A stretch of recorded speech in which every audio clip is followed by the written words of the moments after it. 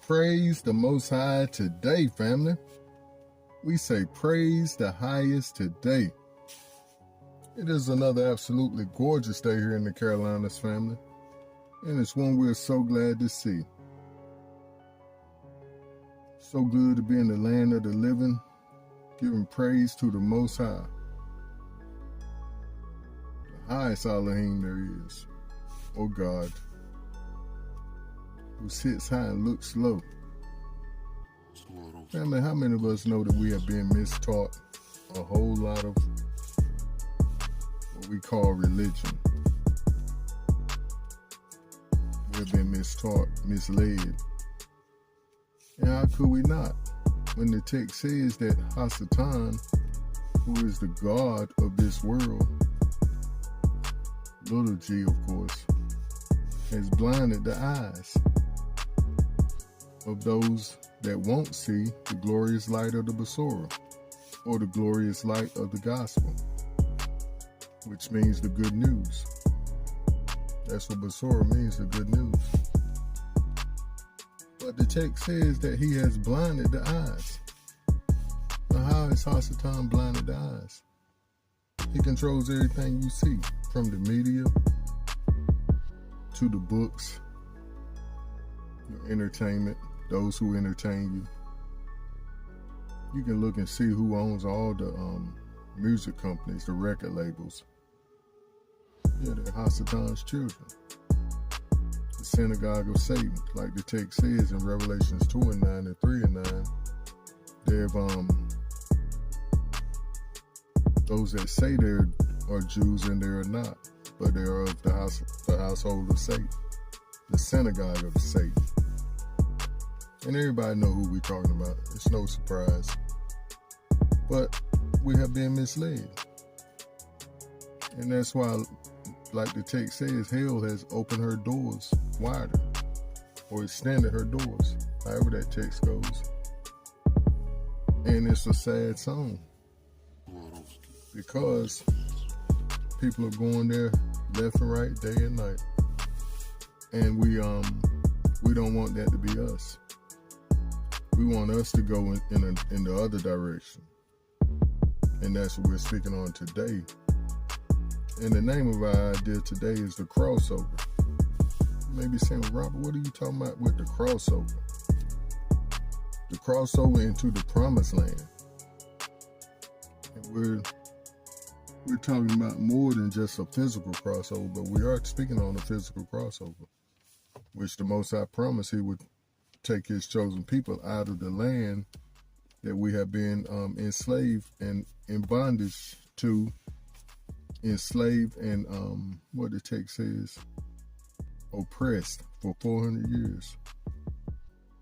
And he would take us into the land that he promised our ancestors, our forefathers, Abraham, Isaac, and Jacob.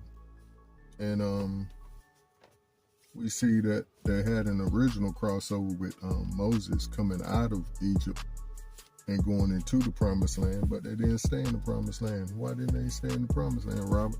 Because they was hard-headed. They wanted to follow them other Elohims, them other gods.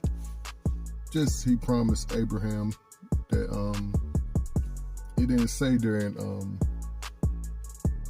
the verse why he was going to send them into bondage. He didn't tell Abram that, but we understand more clearly as time goes by the reason why he sentenced them to 400 years, or sentenced us to 400 years in this bondage, because they was only in Egypt for 300 some odd years. They weren't in Egypt 400 years. But it's because of disobedience. And once we got into this land, it was all she wrote. The curses came down on us. Like Moshe promised that we would go through the curses. There in Deuteronomy 28, 1 through 15. And that's only one people, one group of people. As the text says, these curses will be a sign and a wonder to you and your seed forever. Now, why would the text have to say that? because of what Yahushua said in Revelations 2 and 9 and Revelations 3 and 9. He knew that Hasatan was going to try to set up an imposter, I think I'm saying that correctly, who would try to fake the funk and say that they're the chosen people. But if you don't wear them curses, you're not the people. Just like Johnny Cochran. It's like Johnny Cochran said, if the glove don't fit, you must have quit. And the glove don't fit them folks.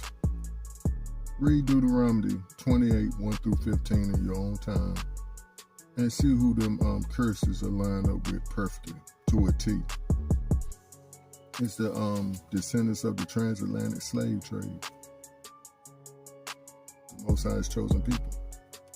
But now it's time for him to take us out, family.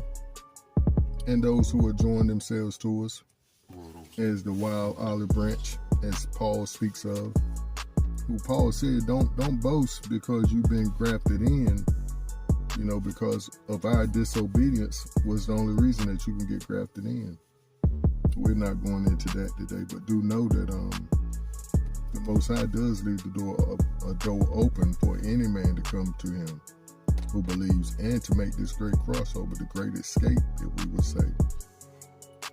But the crossover into the promised land takes more than just walking through a body of water laid open for us to cross. This is a mental and spiritual, or ruachal, crossing as well. Honestly, it must take place first. And what we're talking about now is your spiritual resurrection, or your ruachal metamorphosis. And that's what Yahushua was telling, what's his name, Nicodemus? He said you must be born again. You can't enter the kingdom of the Most High without being born again. And see, the kingdom of the Most High, family, is not going to no heaven. No, the new heaven is coming down to this earth. Where he said he's going to make a new heaven and a new earth. So all this talk about going to heaven, you might as well kill that. Ain't nobody flying off into no heaven. When you pass, you go and rest in the grave until he comes and resurrects those who's going to be with him. And then those that's not, they're going on to hell. Which I'm still studying that, because I believe you do go straight to hell.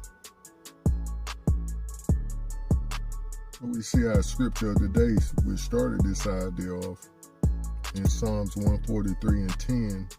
It says, teach me to do your will, for you are my Elohim. Your Ruach is good.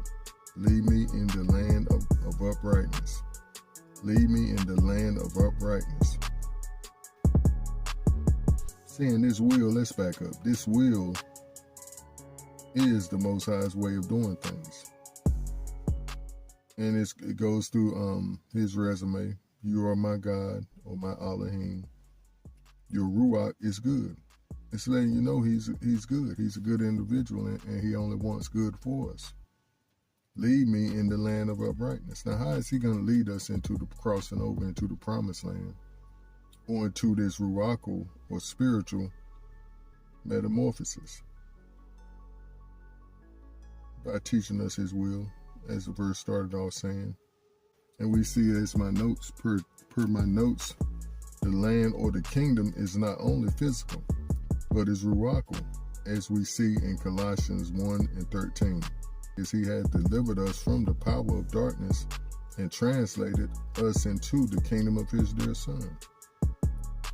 Saying this is how he delivers us from the power of darkness. We must accept his will.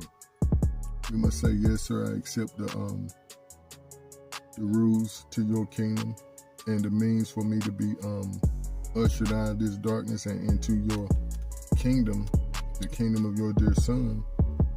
And it's through the dear Son, through his sacrifice, Yahushua made on that tree, which has delivered us from darkness, delivered us from the blindness that Hasatan has on most folks' eyes. He snatched off the blindfold and snatched out the